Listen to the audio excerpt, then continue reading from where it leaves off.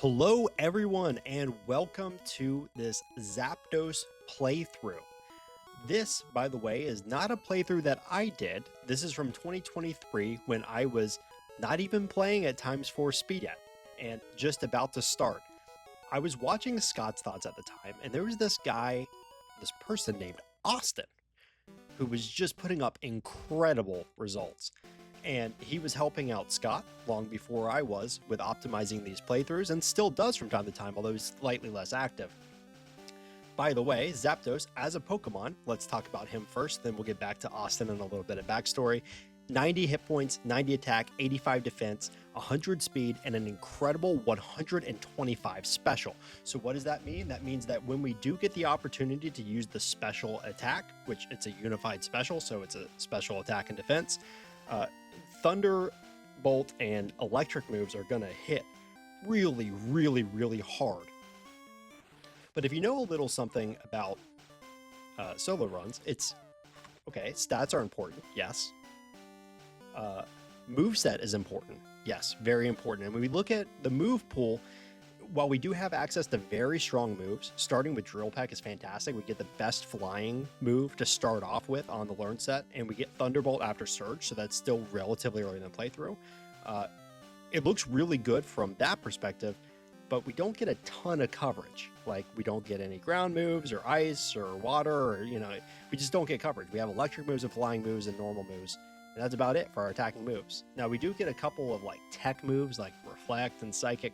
We'll have to see if Austin ends up using those, if those have any, should I say niche or niche? Let's go niche. We'll see if they have any niche in this playthrough.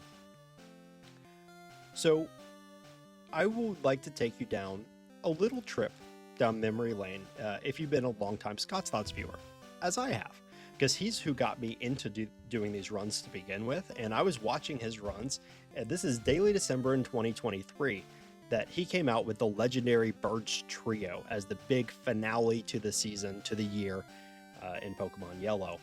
Now, if you know something about solo speedrunning, I was going to say, you know that stats are important. You know that move pool is important.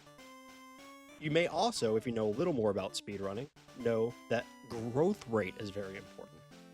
These birds are in the slow level up group, as many legendary Pokemon are. And so that slow level up group, while it doesn't matter in competitive play, is going to matter a lot in a solo speed run. Why? Because the level is important, not just for, every time you level up, your stats go up. So obviously that's important, but it's also part of the damage calculation. So it's directly important as well. Even if the stats are the same, if you're at a higher level, the Pokemon at the higher level with the same stats is actually going to do more damage with its attacks.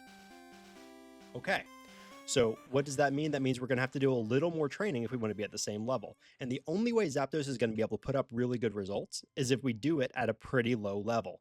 Now, Austin, who's just an absolute monster at this game, this was played, like I said, in 2023. The community has come a really long way in the last 2 years, but somehow, when you look at this playthrough, there's a ton of things that still hold up extremely, extremely well. Austin's overworld movement and his strategic thinking are top notch, even 2 years ago. So let's take a look at what he does against Brock. He had to level a little bit to get to level 10, but okay, at level 10, pretty good damage ranges with Drill Peck against the Geodude, and against Onix, it's not doing a ton of damage unless we crit. And wait a minute, we're attacking to bide. This was crazy, all the way down to 7 health, 4 health, getting screeched and just attacking, and then another bide, and actually it's going to work out. And I remember when I looked at this, and keep in mind, I hadn't started playing when he did this playthrough, but I had played by the time I saw this for the first time, sometime like summer last year. I fancied myself a pretty decent player at that point, although I still had plenty left to learn, and still do. But when I watched that last summer, I couldn't believe it. I was like, we attacked into bide? Like, I was going slowly and deliberately, making sure that as soon as Onix used bide, I was going to switch to Thundershock, because I'm a smart player, and I know that Thundershock doesn't do damage against ground types, and then I'm not going to take any recoil damage. And so this led me to kind of an aha moment watching this, when I realized, oh, I'm losing time. One, in slowing down my inputs just a little bit to check to see if he's using Bide. And 2, I'm losing turns by using Thundershock into Bide. And so if you can get away with attacking through one Bide and still winning the fight most of the time, you should just hold down the Drill Peck button. You go through that battle faster, and yeah, it just makes sense to do that. It's like, okay, maybe you only save 5 seconds, or maybe it's a little more, maybe it's closer to 10 seconds. What's the big deal about saving 5 to 10 seconds? Well, the big deal is this is not the only place where Austin was gaining 5 to 10 seconds over me. In fact, at the time, he was putting up runs that were probably 3 or 4 minutes faster than me, even when I was running basically the same route that he was. And some of it is crisp overworld movement. You can see his overworld movement is very, very clean. But a lot of it was those kind of strategic advantages he had over me too, with just how he was handling these in battle fights. Okay, so let's talk about what comes next. Going through here, by the way, still only level 14. You can see that even though Zapdos has done a little bit of early game training, the level is still dropping off a little bit. So for Zapdos to keep up with other Pokemon that have a better growth rate, you're going to have to do some combination of 3 things. Go through underleveled, or you have to try to keep up with levels through optional training and using rare candies more aggressively throughout the playthrough. And what we're going to see in this playthrough is a little bit of everything. Austin is going to go through on a lower level when possible. When it's not possible, Austin is going to use rare candies to keep up, and fighting a couple optional trainers here and there when there's really efficient training to be had. So it makes a lot of sense to fight Misty now. By the way, it is funny that Thundershock and Drill Peck have the same effective power when Thundershock is super effective and Drill Peck is hitting neutrally. Drill Peck is just a much higher base power. But it did make sense to use Thunderbolt there for a couple reasons. One is PP conservation. You can see that Austin managed to go down to just 1 Drill Peck PP left over. So it's more efficient that way. Didn't have to heal, could just switch to Thundershock. And of course, Misty also uses X defense. So using the special move there bypasses that, and you don't have to worry about it at all. Alrighty. So the rival here is not much of a problem. The worst thing that can happen in this rival fight is that Zapdos gets hit with a sand attack and then just wastes a lot of time. But the rival is not really a threat, nor will most of the challenges on Nugget Bridge. So let's take a macro perspective here. Oftentimes, Nugget Bridge is one of the best times to do that. So we had to do a little extra training for Brock. Okay, fine. It wasn't that bad. The training was really fast with Drill Peck against the bugs, and that's out of the way. What's the next big threat? Well, there are going to be threats throughout the playthrough that are threats for kind of every Pokemon. Like Rival 5 is usually a problem for almost every Pokemon. Not a problem in that you can't get past it, but a problem in that you're rarely going to be one-shotting his Pokemon, or at least not all of his Pokemon, all of his threatening ones. So you're going to have chances for resets, whether that's Sand Attack or, you know, Rival 5 is just a tough trainer, right? So, and he's got a diverse team. So typically, no matter which Pokemon you're running, Rival 5 is one that can give you resets. The champion, same thing, right? The champion is a large hurdle for many Pokemon. So Zapdos could take a loss at the champion. Where else? Where else? I want you to think about Zapdos' learn set. We had flying moves and we had electric moves. We're fighting a Geodude right now. Did you realize that we're drill pecking our way through that Geodude? When are we going to get a move that's better than Drill Peck against rock ground types? We're not going to. We're not going to. It's not going to happen. Actually, the only answer we're going to have for the late game rock ground types is Mimic, and you have to hope to mimic something good. And actually, the biggest threat, and this may shock you if you're a red and blue fan, is going to be Giovanni's Rhydon. Giovanni 8. That Rhydon knows Rock Slide. And Rock Slide is going to hit really, really, really hard with 4 times damage. And we can mimic Earthquake for the Rhydon. But mimicking Earthquake is not going to be good enough to one-hit.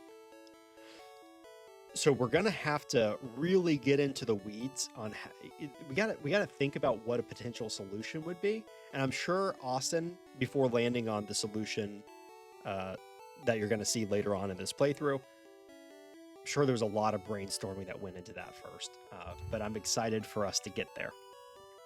Okay, we've got the dig rocket down, and then you can see that Austin makes an interesting choice to teach it immediately, and then he opens the bag up again to use an ether right afterwards.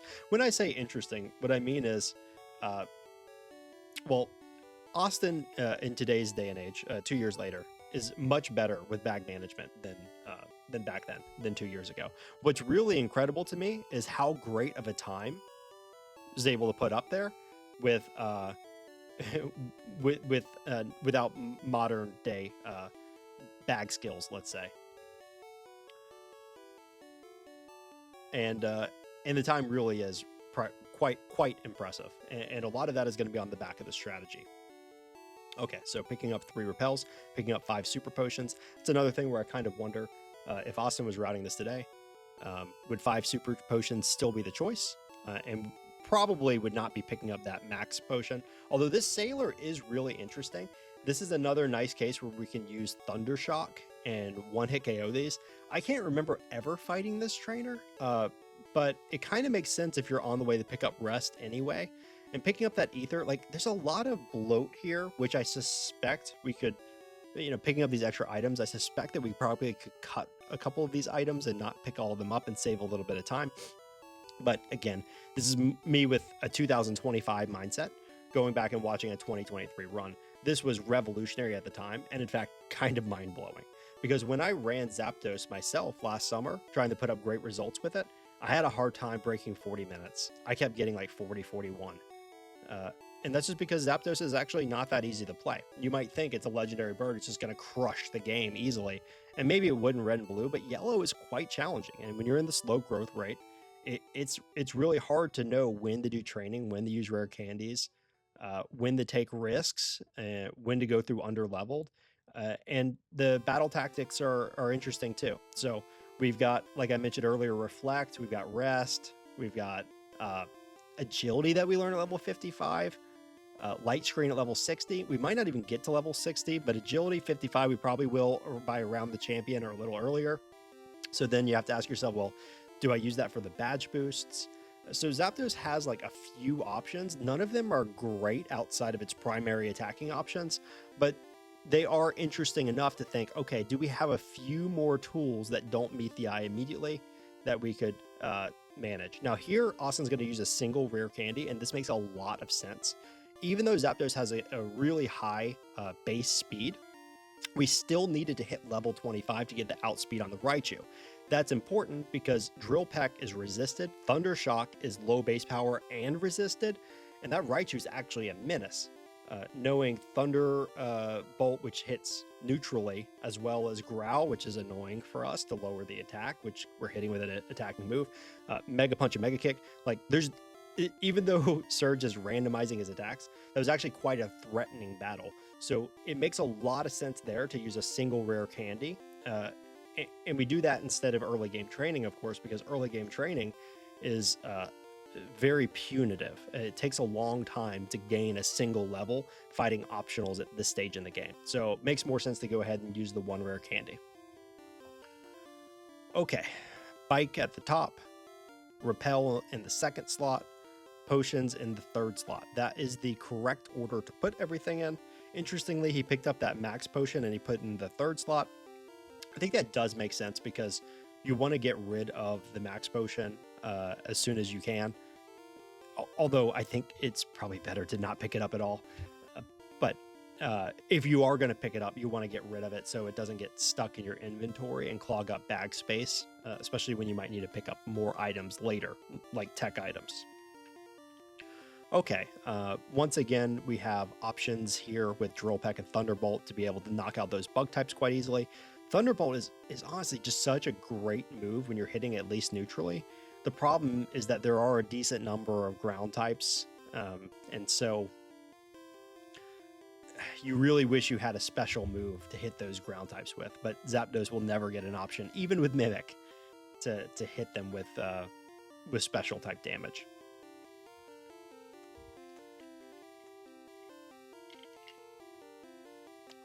Okay, so very soon we're gonna have an interesting choice where we could either go fight the ghosts in the tower and rival 4, or we could fight Erica. But table that, did you just see Austin teach rest? That's because the rock ground types are a problem. And these Geodudes in Graveler, not only can they self-destruct and do a lot of damage, but you just saw what Rock Throw does a lot of damage too, because Rock is hitting for 4 times damage. And so as threatening as these things are, imagine the Rhydon later. But yeah, this is non-trivial. Now, we're getting some pretty decent luck here with a couple of crits against the rock types, but still 50 health and then another crit. That was pretty clutch. A Graveler self-destruct there may have come close to KOing us. Would have been quite scary. Self-destruct has a ridiculous base power, and you know it actually has twice the base power that it shows. I think it's 260 effective base power because it also halves your defense in the damage calculation. So it is quite threatening when you're being hit for 4 times damage with Rock Throw and you're having your defense halved for self-destruct. But with that behind us, we go back to the choice between Erica and the ghosts. So if we think about our options against the ghosts, you'd think we're Thunderbolting them. But actually, I think we are Drill Pecking them instead, because that hits for physical damage against the Ghastly's defense. So it would surprise me if those weren't all guaranteed 1-hits with Drill Peck. So that seems like a pretty decent option. But then, of course, we do have the option for Erica, because we have a type advantage there as well. And wait a minute, we went for secret option 3, which is going into the Rocket Hideout. Now, the Rocket Hideout is an optional area if you are permitting the Pokédoll skip for Marowak, which of course we are for Ghost Marowak. So this is an optional area, and it might make you think, wait, why are we even in here? Well, it goes back to the slow growth rate. So the slow growth rate makes it so that training is slower than fighting optionals. Now, for some Pokemon like Blastoids, if you have like a great if you have a great growth rate, like a medium slow growth rate, sometimes it's faster to like fight an optional trainer and give you a level than to go into the Rocket Hideout and pick up that rare candy. But if you're a slow growth rate Pokemon and you have to fight multiple trainers just to get a single level, then it makes sense to fight that one trainer and then go grab the rare candy and dig out. So we decided to go for that rare candy, and then for Erica. And Erica is going to give us some extra money. Money is nice because then that means instead of affording 2 vitamins, we can afford 3. So typically the way it goes is if you go directly to the Celadon Center in order to buy your items, like your Super Repels and maybe a TM and a couple vitamins, that basically takes all your money. But if you fight Erica first and then you have a TM21 Mega Drain to sell, it gives you a little extra money. You get a little extra money from fighting Erica. Typically, that gives you enough to afford all the same stuff plus 1 extra vitamin. So you can go for 3 vitamins. And here you can see that we also went for Reflect, and Austin teaches it immediately. So we've got kind of a fun set right now where we've got Drill Peck, Thunderbolt. Obviously, those are the only attacking options we really want to use. And then Reflect and Rest. So a couple Pokédolls, that makes sense. We will need Mimic later, and then Ice Beam. I mean, geez, can you imagine if Zapdos learned Ice Beam? That would be incredible. By the way, this is not the fastest way to go out. I learned this very recently in the Mew race. Even if you're up at the top floor, it is faster to go down all the stairs than it is to take the elevator, because the elevator has that animation where it bumps you up and down for a while. And then even after it stops, it like makes you stay in place for a second or two before you can go out. And proteins. Wait a minute. Why did we buy proteins? Aren't we a special attacker? Well, this goes back to the Rhydon problem. We need that extra oomph. The proteins give us more physical attack. Turns out that 125 special attack is all we need. We don't need to buff that stat at all. Getting more physical attack is what really helps us out. Okay. Gary, the rival 4, goes down without much of a fight with kind of a whimper. And then that max potion is clogging the bag, dude. We got to get rid of that max potion. 2025 David is being a stickler again on these little small things. But okay, this is pretty good. We're one-hitting the ghost with Drill Peck, like I thought we would. And this is a forced heal. And off we go. So let's think about where the next speed bump might be. Or maybe more importantly, what our next routing choice is. So we've really got two main options because we've already taken out Erica. So we can go fight Rival 5 in Sylph, which is the normal routing. And to this point, last summer when I was watching this, it's basically what I always did. So Sylph is a great place if you need to go there and train. And then you also pick up the Machoke candy there. So you go train, you have some like high value trainers that you can get extra experience off of. Then if you need levels for the rival, then you use rare candies for the rival. And this is kind of how all my playthroughs went. Koga in Yellow is really difficult to fight, like really, really difficult. He's got like very high level Venonats in the 40s and then a Venomoth ace at level 50. So I never really went to Koga first. I mean, that wouldn't make sense. He's too strong. But I watched this and I was like, wait a minute. Austin's already going down here. Now I'm familiar with this with water Pokemon, right? Like, okay, water Pokemon, that makes sense. You want to go down to the Safari Zone. You want to pick up Surf. You're going to dig out, and then you're going to go fight Rival 5. So that makes sense. But what are we doing here? Where is Zapdos? We don't need Surf. Well, obviously the answer is we have a type advantage against Koga. And Rival 5 is tough for almost every Pokemon. Zapdos is no exception to that. We're a slow growth rate Pokemon. We're at level 32 right now, fighting the optional Biker boss, by the way, which is a good choice. It's a lot of experience. What's that Max Elixir doing? Okay, maybe we needed it for Drill Peck. Interesting. We're definitely skipping the heal here because we're going straight to Koga. And then these Psychic type, the Jugglers, actually give a lot of experience. So if you don't have too much of a hard time knocking out the Jugglers, it's kind of nice going here first over Rival 5 because it's mandatory. It's not like we're taking on optional training here, but with the Jugglers, but we are getting a lot of experience, which is going to be helpful for Rival 5. And Drill Peck is going to hit really hard against Koga because all of his Pokemon in Yellow are bug types. By the way, this was an interesting choice. I'm not sure if this is optimal, but maybe it is. You have to 3-hit the Sandslash unless you get a lucky crit and get a 2-hit. And you're 2-hitting the R-Box, and they can glare you, and the Sandslash can Sand Attack or Slash you. So that does seem like a little bit of an iffy fight. Maybe that was one concession of the route, but it does give fantastic experience knocking out that Tamer and his 3 Pokemon. It is one of the best ones to get if you can pull it off and not get punished, which in this case, we didn't get punished. 4 rare candies brought us up, I think it was 4, brought us up to level 38 there. It just lined up well that way, I'm sure, for the routing. We need it for Koga, and this should give us 1 hits on all the Venonats, if I'm not wrong. And I think the proteins probably help out with that a little bit too. The Venonats are a little bit bulky as far as their physical defense goes, whereas the Venomoth has a lot more special.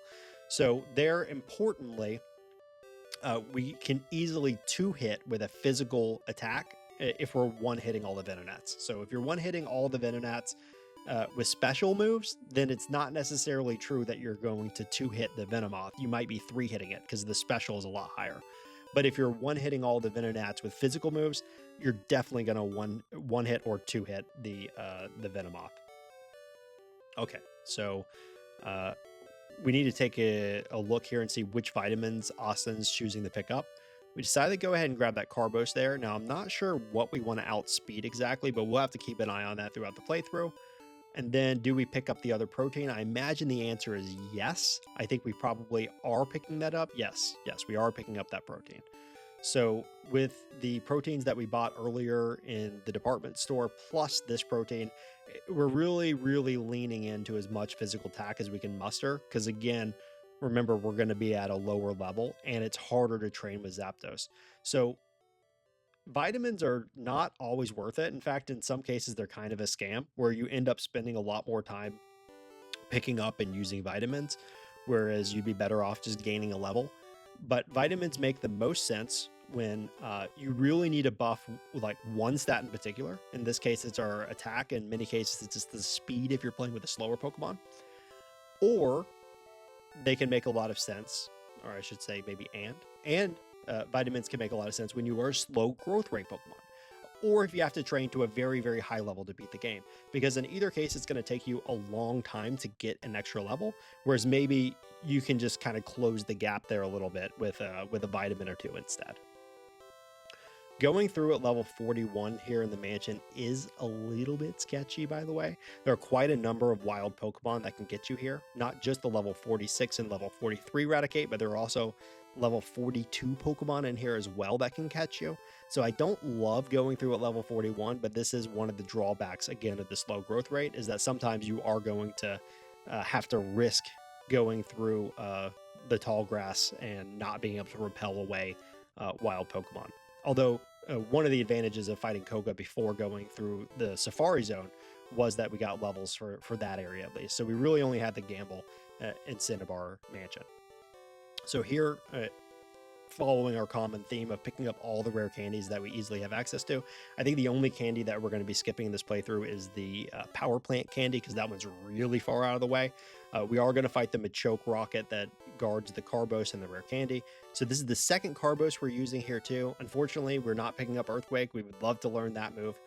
We just don't, I don't want to beat a dead horse, but we just don't get that much coverage with Zapdos. So the only time we're going to be using Earthquake is when we mimic it. Okay, Rival 5 at level 43, and there's another protein. Is that our 5th protein? This is a lot of protein. A lot of protein. We are really, really, really using proteins.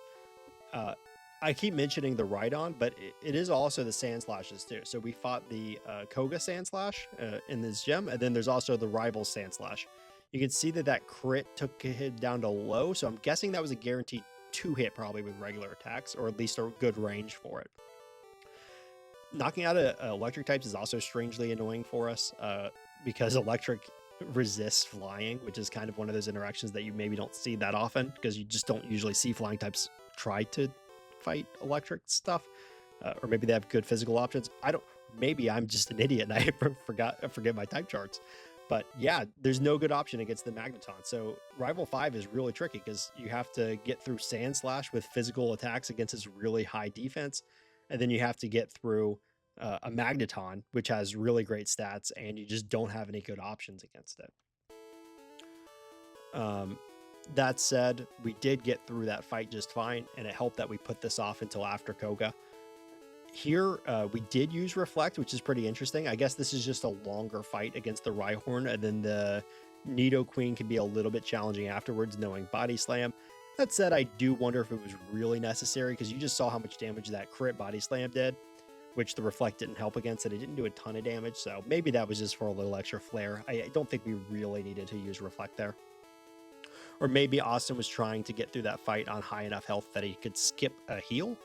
That's possible, but after the crit there, before fighting either Blaine, or in this case, it looks like we're going to Sabrina first, it's better to be on a little bit higher health.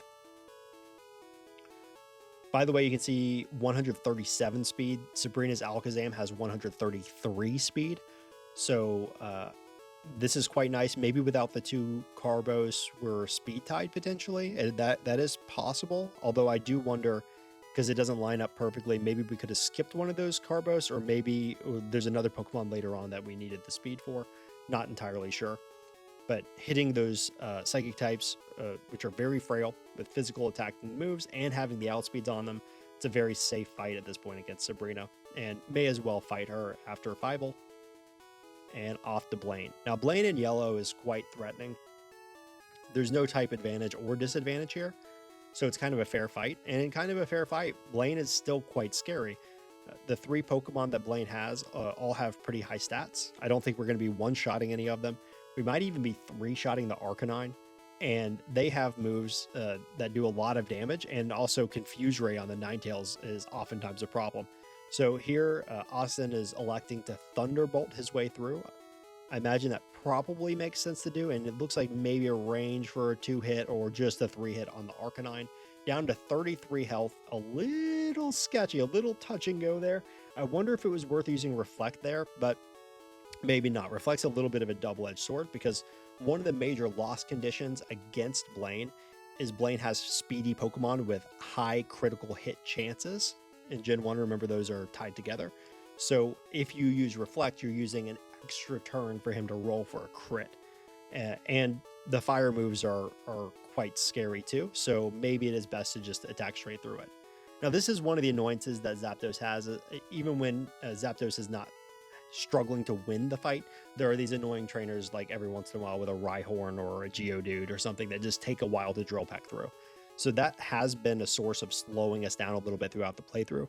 That said, we're about to fight Blaine, or not Blaine, but Giovanni here in a second, Giovanni 8, and we're at 30 minutes. So that's a really quick pace. I mean, this is clearly a sub 40 pace and maybe even a couple minutes faster. Here we're teaching Mimic. We need Mimic to get a ground type. And interestingly, overriding Rest, which we haven't used in a long time, but keeping Reflect. So what's the plan here? Okay, first of all, Mimic Earthquake. Maybe mimicking Fissure is possible too against the Rhydon, but I think this is even smarter. So Reflect is up. Now we've got Earthquake. Thunderbolt can handle the Persian. The Nidoking and the Nidoqueen are only going to be using Tail Whip and Leer because of type effectiveness. So you might think that's a good thing, but that also is going to make us a lot squishier against the Rhydon. And Rock Slide missed. Oh my gosh. So all that build up, and we could have gotten a Guard Spec too, but we got a Rock Slide miss. And just like that, the battle's over. I think we need to do a little more analysis on that, because it's not right that you can do so much planning for something, then you get a letdown like that in the actual playthrough. But okay, Rival 6, Sand Slash, a menace like always. Looks like maybe it was a 2-hit range again, but it's a 3-hit again. Thankfully, the Execute, which is oftentimes annoying, we have super effective damage for.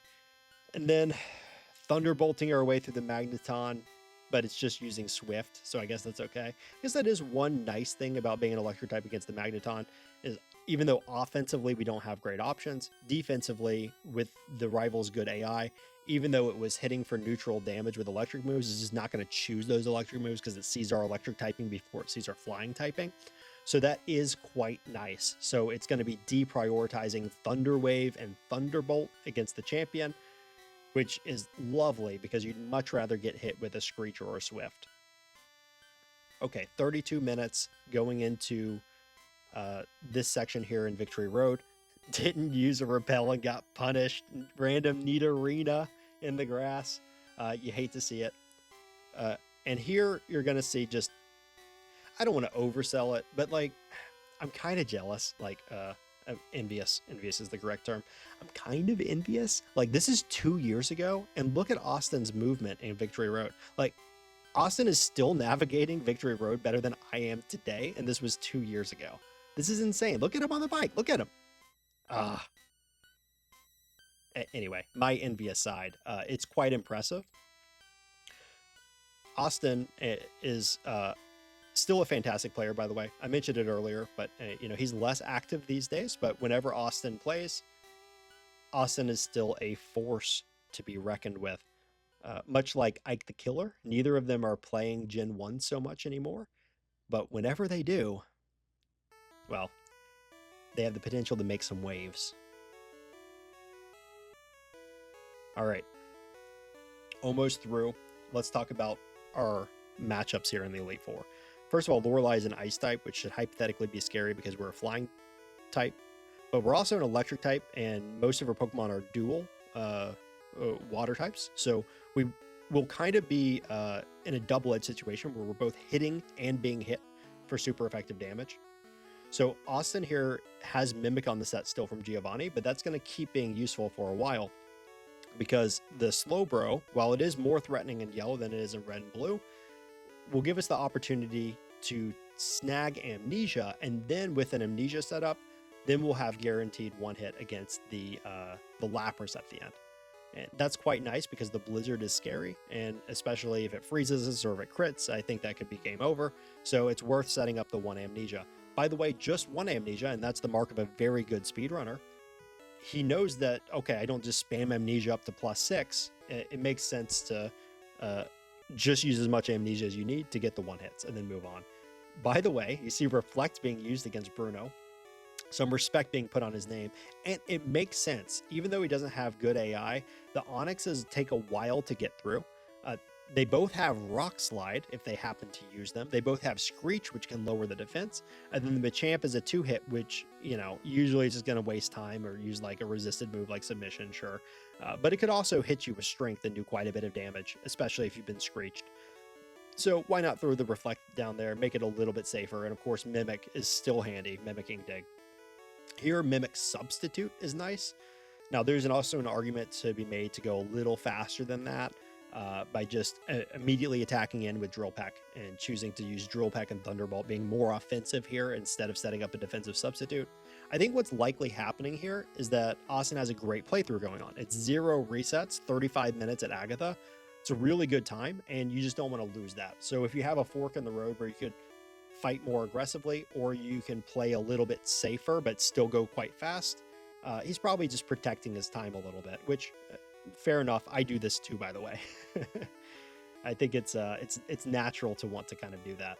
Okay, 1 rare candy before Lance, and then I think Mimic is going to come in handy again. And this is one of those cases where red and blue Lance might actually be more challenging than yellow Lance, and that's just because yellow Lance, we have Ice Beam that we can steal, so it just makes the dragons trivial to take out. Once we steal Ice Beam, we're going to have 4 times super effective damage, and we have Stab Thunderbolt to manage the Aerodactyl and the Gyarados, so Lance becomes a pretty easy fight, although he still did decent damage to us. Notice Austin said no to agility there, which is very interesting. I was actually using agility when I was running this last summer, trying to track down a sub 40 time. As you see, we're 36 minutes at the champion.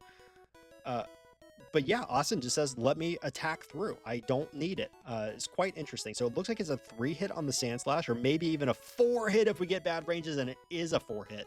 So Austin may have taken a little more damage there than he wanted, and then we get Alakazam into red, and then it crits us. 22 health is not a good spot to be in. Mimics recover there as kind of a Hail Mary to see if we can get back into the fight, but it didn't work out, and that's okay. We're going to take the only reset so far and hope to get through on the next fight. Although crit from Slash does a lot of damage, down to almost half already going to the Alakazam. We need a friendlier Alakazam. It goes for Psybeam, 72 health for the rest of the fight. Okay, super effective damage against Executor and a crit. That's nice. We need a Magneton that's somewhat friendly, and it just goes for a Screech and misses. And then Swift, 53 health. Cloister should be a guaranteed 1-hit. And then how bad's the Flareon going to be? Okay, Fire Spin is okay. Although if it crits us with a quick attack, oh, but it was a normal hit. And we survive on 10 health left. Well done, Austin, from 2023. 37 minutes and 22 seconds. With only 1 reset. And what an incredible playthrough. It was really inspiring for me watching that. It was it's nostalgic watching it back. Game time of 2 hours and 26 minutes. This is blazing fast. To do this with a slow growth rate Pokemon was something that I didn't think was possible. Thank you for being here. Hope you enjoyed it. If you'd like to see more from me, I'd like to be a good YouTuber guy, so like, subscribe, all the good stuff. Thanks so much. See ya.